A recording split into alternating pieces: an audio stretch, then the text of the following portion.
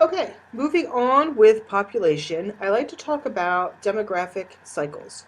This is called the demographic transition model or demographic cycle model, and it has four different stages.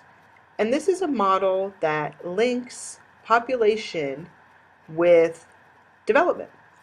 And we will revisit this model a little later on in the semester, but I want to give you an introduction to it now. And as I said, it has four different stages, and the assumption is that countries move through these stages. In the high stationary stage, which is stage one, you have high birth rates and you have high death rates. High birth rates and high death rates. So you have a lot of people being born and you have a lot of people dying. So you have a relatively stationary population. In stage two, you still have a high birth rate, but the death rate begins to fall. Now, if you have a high birth rate, but the death rate begins to fall, then what does that mean for the population? Well, that means the population is going to grow or expand, and that's why it's called early expanding. So again, stage one, high stationary, you have high birth rates, high death rates. Stage two, you have high birth rates, but the death rate begins to fall, resulting in an expanding population. In stage three, the birth rates are still high in the beginning of stage three, but then the birth rates begin to fall in the latter part of stage three. So it's kind of a transition stage. The death rates continue to fall. So again, the birth rates are high in the beginning of stage three, and then they begin to fall in the later stages of stage three. And the death rate continues to fall. So the population is expanding, but not quite as much, particularly towards the end of stage three. And in stage four, you have low birth rates as well as low death rates. So you have a stationary population again, but instead of high birth rates and death rates, as we saw in stage one, we have low birth rates and death rates. So how does this fit in to the world? Well, most people would say that all countries have moved through at least stage one. That because of some introduction to healthcare and education, although it may not necessarily be the greatest, but because of some education and healthcare, all countries have moved through stage one. And those countries that are considered developing countries, less developed countries, underdeveloped countries, would be in stage two. So stage two is where you will find those countries that are considered less developed or developing countries. Okay, so those are also the countries that would have a pyramid-shaped population pyramid, where you have a wide bottom and a narrow top. Stage three can be a little tricky because stage three could go either way. Sometimes countries will continue to develop, sometimes they won't. I put here metafacts versus artifacts. We talked about this in the culture PowerPoints. That sometimes they may have a particular worldview, but they don't necessarily have the technology to keep up. So sometimes there can be a lag. Stage four is where you will find developed countries. So stage two and stage four are probably the more important ones out of the model to remember. That stage two is where you will find less developed countries. Stage four is where you will find developed countries. But I want you to know that this is a model. Okay, this is a model. So it's not always the most accurate in predicting demographic change, particularly in less developed countries, because there are several things that could alter that. You could have a disease outbreak. You could have a civil war. You could have a new military. You could have a change in political leadership, and that could dramatically change the stage that a country is in. It could make a country zoom through stages and develop more quickly, or it could set them back several stages.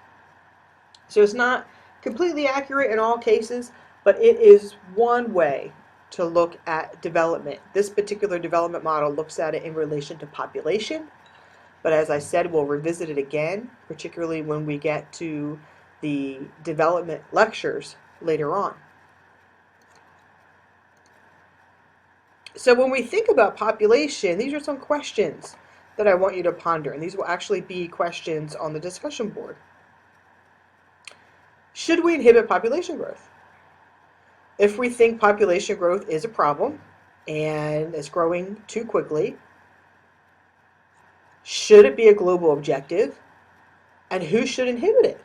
So if we decide, well, the world needs to do something about it, then who's going to do that? Whose job is that going to be? And how are we going to do that at a global level? And what about places that are losing population? How will we handle that? So would we set a global standard? And then if someone happens to be born in a country where there's a high population, too bad. You can't have any kids. But if you were lucky enough to be born in this country, you could have all you want. There are all these types of cultural, ethical types of questions that go in to these problems. These are difficult problems. So I just want you to ponder this and then chit-chat about it a little bit on the discussion board.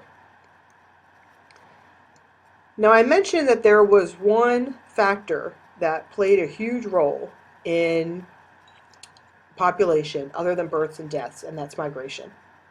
So there are a few terms I want you to be familiar with migration. Absolute and relative direction and absolute and relative distance. And these will sound very similar to absolute and relative location, one of the 5 themes that we talked about at the beginning of the semester. Absolute direction is the exact, precise direction. It can be known as the compass direction. Relative direction is the direction of a place or location relative to the direction of another place. So for example, if I say the northeastern United States, or the south, or the west, or if terms are used like the Middle East, or the Far East, those are all relative directional terms, relative to someplace else on the map. Then we have absolute and relative distance.